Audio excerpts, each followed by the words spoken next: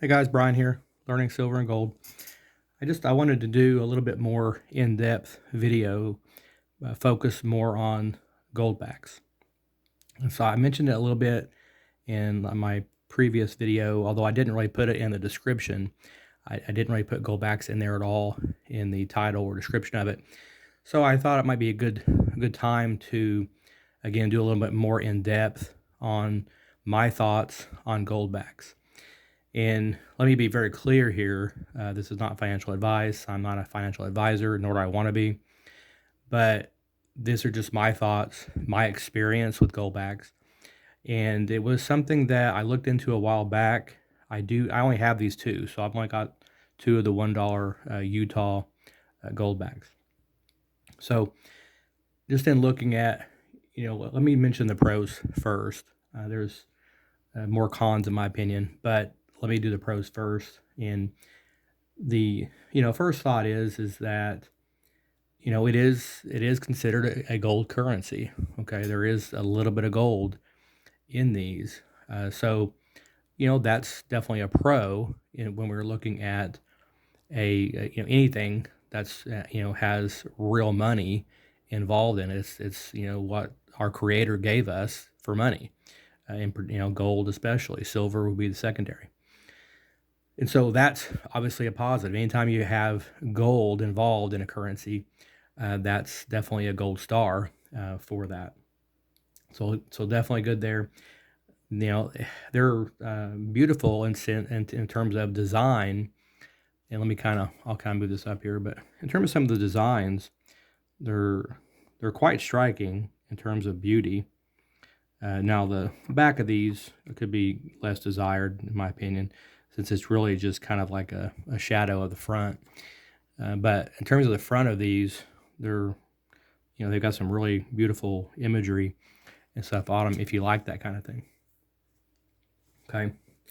Another positive would be that they're very small denominations in gold, which is something that's the industry's kind of been dealing with over the years, and getting more options with the little tiny grams and things like that for gold. It is an issue within the industry.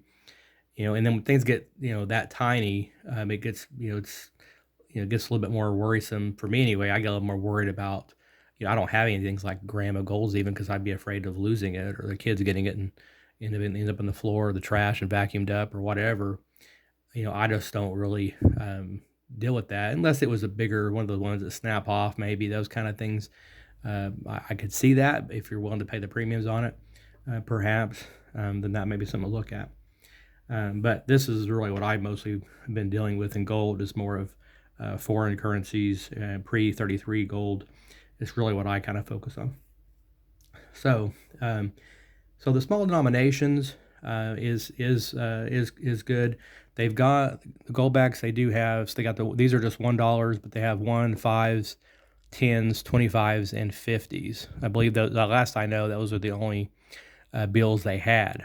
Now, another positive with it would be the interchangeable denominations, and what that means is that if I've got 50s at 51s, I can trade in 50 of these for a $50 goldback. Okay, vice versa. 50 $150, which dollar is not the right word, but 150 goldback, I can get 50 of these or 225s or whatever. So with the amount of gold in them, what they're saying is that it's interchangeable based on that, and so it's the same amount. So there wouldn't be any issues interchanging within the same currency. Okay. And we notice on here it says, voluntary local currency and stuff on there. So, but really, it's a really interesting concept. When I first looked into it, I honestly had some really high hope for this to being a replacement for local currency. I thought this is an intriguing idea. Let's put it that way. It's a very intriguing concept, intriguing idea. Now, let me get into the cons and why I don't. I've really decided not to invest in these. And my first one is it's highly difficult to produce and extract the gold. So this, when looking at the process for these, which I don't fully comprehend, honestly, I just from what I've listened to and read on it, it's a very complicated technology to even create these. So they're getting really, they're able to basically spray on a very, very fine amount of gold onto this. And so it's, while that can add a layer of protection in terms of, getting counterfeits on gold backs, would be very, very difficult to do a counterfeit. So you could say that can be a positive.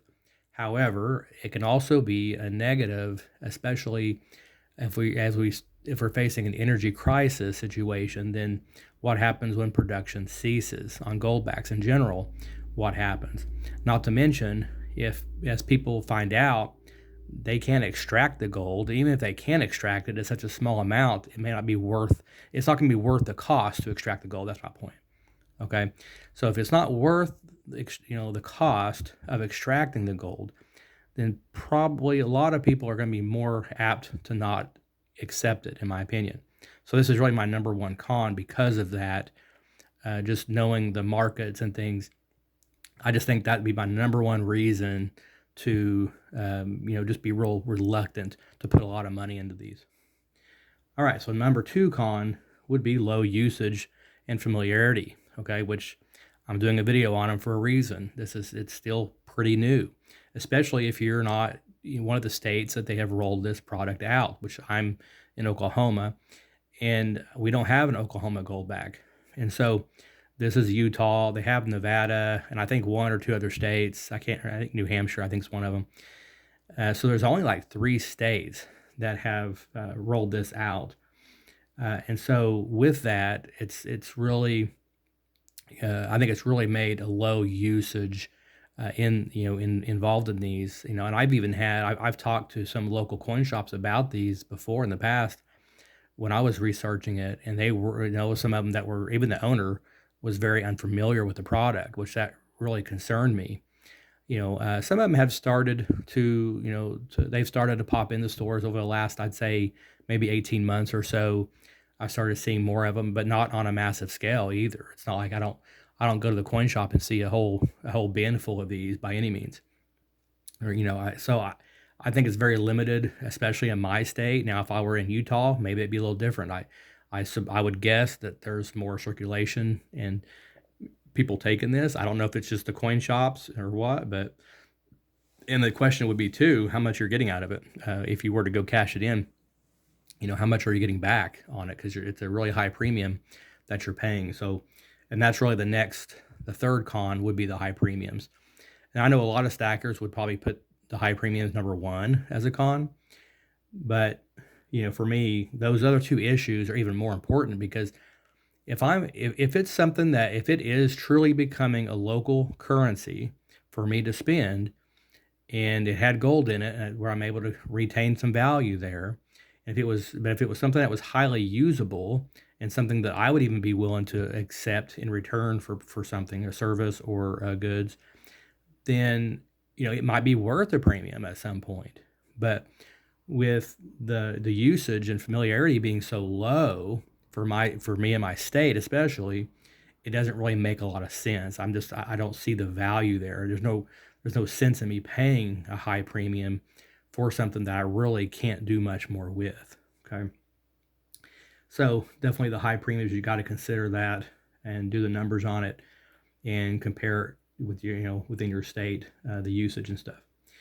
Okay. Number 4 con would really be durability for me. I just have a hard time. I mean, they do put the like a glossy, like finish on them, but they're still, bendable. That's why they have a certain wallet you can buy, which I never invested in, but you can get a wallet to keep these from bending and stuff. But they can be burned, which would definitely destroy the value of it.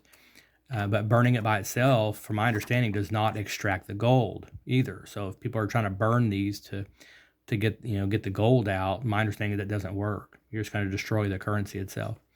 So for me, This is much more durable. Okay.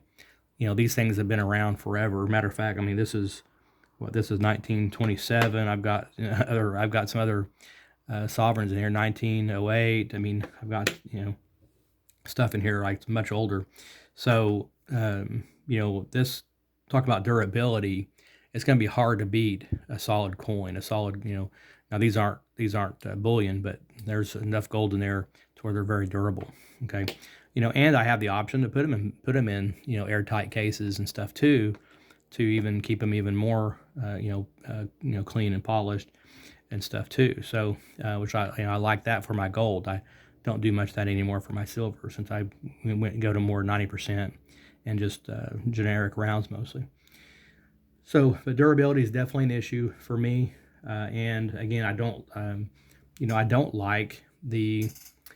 So I guess number five would be going back to the state issue. But I don't like the fact that they did this limited state rollout. I just don't. This, I understand why when I had looked into it a little bit a while back. I know they're kind of working with state governments from what I remember about.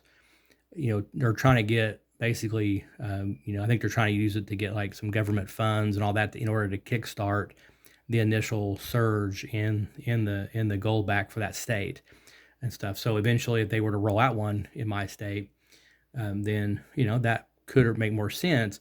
But again, I don't like the fact, if you're saying it's a local voluntary currency, but then you put on here at the bottom, and then newer ones may have stopped doing it, I think, but these say for circulation in Utah. Okay, I don't know if you can see that, but at the very bottom it says for circulation in Utah. That's very limiting, in my opinion, for a currency that really. I mean, why would I want a currency that's limited for a particular state, even if it's not really. So yeah, I can probably sell this at my local coin shop. Would probably buy it from me. Would I get my money back? Probably not, unless the gold shot up or something crazy. I would probably lose some money if I were to go get some cash for it. But again, why confuse people with this state rollout? I think it's fine if you want to do a if it was just I just think they should have done a general Goldback, okay, or maybe just do primarily a U.S. one that's more generic, than just a U.S. one, and then you could roll out just like the quarters and stuff, where they had specific states in the back of the quarters on these new cheap quarters, but they would do a different kind of a commemorative thing in the back of them for each state, had their own design. That's fine, but it's still a quarter. It's still a quarter for the whole nation. It's not something that's, the currency itself is not made. I don't have to look at back my quarter to figure out, am I supposed to use it here, or do I need to go to Utah to spend it? I think it just confuses people. Like I said, I understand, you can spend it wherever you want technically. But again, it goes back to the familiarity issues and the low usage for the states that don't have a Goldback yet. Then I think it just really limits the Goldback, in my opinion. And this is where it goes back to that limited usage and familiarity. And I think that's part of the problem here. Whereas, I think going back, I would have thought they would have, just rolled out a U.S. Goldback would have been fine. And you could have just started with just a U.S. general. I mean, put the flag on there, put an eagle, put Indian head, something, and just done something more like, I don't know, just something more. You could do patriotic. You could put a Statue of Liberty, I guess. Just something that I think that would have been more that would have been more readily understood and accepted, and then you could have rolled out state specific ones. So that'd be another issue that I don't like.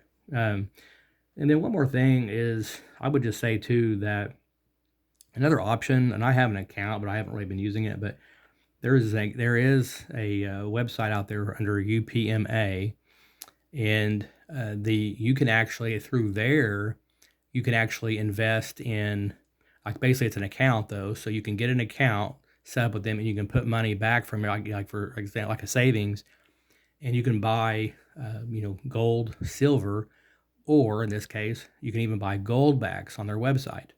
Okay. And then if, so you can put money in the account online, like through a bank account or whatever, or, you can send money and put money in there. And then you could even have stuff shipped to you when you're ready for delivery.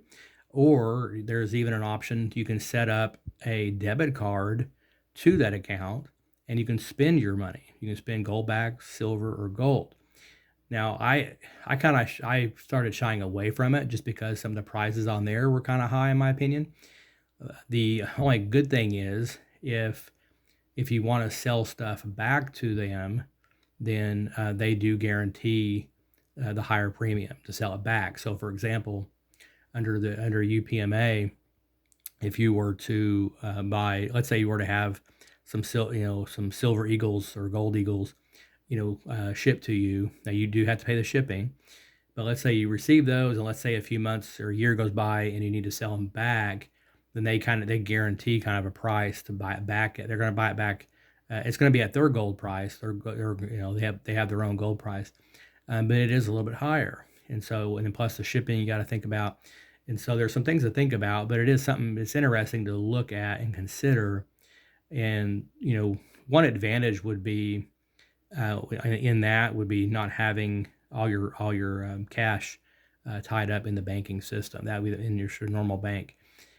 So the problem I have with it is in terms of a collapse. What's the odds I'm going to get my hands on my metals, right? Once this thing goes bust, I just think it's very, even now, like, I mentioned in my videos, I'm waiting on some gold and silver from my IRA to be shipped to me. I filed the paperwork early last week. They called me the other day to get a card on file for the shipping. So I gave them that over the phone, and I'm waiting on an email for the shipping, and I still haven't got that email yet.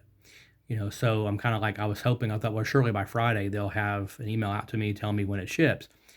And nope, nothing. Okay. So I'm still waiting on my IRA to even fulfill the order to get my metals shipped to me now. Well, how much worse is it going to be, pending a collapse of the banking system? It's going to be, 100 times worse in terms of shipping. And then if, as the energy prices continue to skyrocket, deliveries, shipments, things like that, I mean, it could come to a screeching halt. So the odds of getting metals through things like that, I think, are very, very slim at that point. Matter of fact, I would anticipate, especially with gold, gold bullion in particular, that a lot of that the government could easily just put a stop to, and people would maybe forced to basically those banks might be forced to default, and the government could come in and seize their assets. It's very feasible, in my opinion, that could happen. And I'm even talking even IRAs and things like that, that they could, the government could come in and just, put a stop to any more transactions, and they come in and just seize any physical gold that they can get their hands on. But yeah, I know people sometimes in the industry people don't want to talk about confiscation, and I understand it makes people nervous, but it's happened in history, even in U.S. history. I know people think that we're this free, great country here, but don't forget history, that it has happened here, that it's easily could happen again. And I would say this too, that governments is no different between, if someone's being choked out, you're going to scratch and claw and whatever you scream, whatever you got to do, to try to survive. And with governments, it's really no different. If you think about it, as a government is going under, okay, as they're collapsing, and the same thing with the currency of the government. As they're collapsing, they're going to scratch, they're going to claw, they're going to lie, they're going to manipulate, whatever they got to do to try to stay afloat, try to stay alive. And there's no difference between you or me trying to survive. Someone trying to attack us. You're going to do what you got to do to try to survive and to remain on top. And so there's really no different with our governments. No matter how innocent we think they are, they're at the end of the day they're going to do what they got to do to try to survive too, and to come out on top. So just keep that in mind. But those are some thoughts on, in particular, the Goldback, and and kind of just, again, pros and cons of these. Let me know in your thoughts on your in the comments. So what's your exposure and what's your, you know, experience been so far with Goldbacks? Has it been positive? Has it been negative? Especially people in Utah or Nevada, or maybe New Hampshire, I think is the third one. But people in those states, if you're in those states, please comment below, what your experience on a local level has been. Have you noticed with the usage and familiarity in your area? Is it picking up? Are you seeing, is it very common if you go to your local coin shop, is it very common to have like a whole lineup of goldbacks in there ready to go and they're selling the wallets and this and that? Have you ever exchanged goldbacks for physical like coinage, rounds or anything? Have you tried that? So I'd be curious to get people's thoughts on that, because you know if that starts happening over time, then that might change. Some of these cons might gradually become pros, but right now I really would not encourage buying these. I wouldn't rely on these, put it that way. So I think you want to buy a few, have some in your collection. I think it's fine to have a set or so, but I wouldn't rely on them for a local exchange at this point, unless something changes. Okay. All right. Well, thanks for watching. And again, like the video and comment below. I don't do this for money. I just do this for fun, and it's something I enjoy. And I know that this is what our Creator gave us to actually exchange for money. And with that said, I do want to make a comment too here that even in the Bible it says it tells that kings should not overly stock up on gold and silver. And so, in kind of reading that, kind of makes you realize that, this is supposed to be for exchange. This is supposed to be for currency of exchange. And that's what it was created for. And so, with that said, as the community, we're stackers. I want to keep in mind that, let's do this for the right reasons. And my hope is that with all of us, that we're also thinking about other people in this, that we need to be, we've got to be as things get worse, I hope we're going to help others is what I'm saying. And so keep that in mind as we go through this. It's just not about just hoarding. Okay. It's not just about hoarding gold and silver and go hiding in a cave somewhere. We need to be the ones at the forefront of the communities. And that's my hope in this, is that when the ash clears, that people like us in our community are going to be the leaders of our communities. We're going to be the ones rising up, and we're going to be the ones putting physical metals down on a property out in the country to get that homestead going. We're getting people together. We need to be the leaders of communities. Okay, and so that's really something I think we need to focus on and think about. And so part of that is prepping in general, but in the metals can really help in that, in a sense of having the assets and basically helping people that are starving, that are naked, and we need to clothe the naked. We need to take care of the widow, the orphans. Let's put our heart into thinking about other people too. So it's not just about hoarding metals. Think about other people is what I'm saying. Okay. All right. Well, God be with y'all, and we'll talk to you soon.